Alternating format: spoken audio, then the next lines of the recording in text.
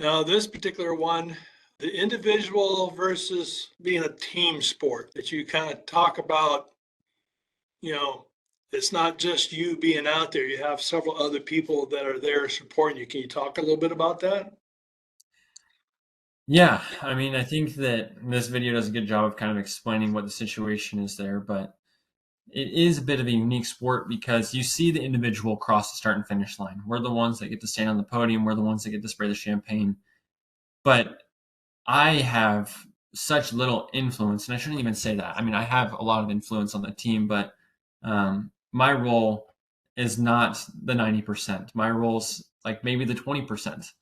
And so the other 80%, and that goes to the people that they don't get the glory necessarily because they're behind the scenes. And so that's the engineers, the mechanics, the sponsors, my pit crew.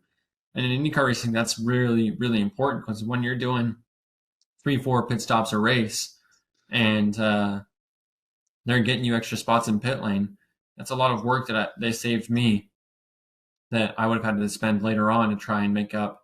But that's kind of the beauty of motorsports is that you have to manage relationships on and off the track, and you have to be a very good team player, and you have to be able to understand to roles and how to manage personalities and how do you work well in a team, how do you be productive, how do you problem solve.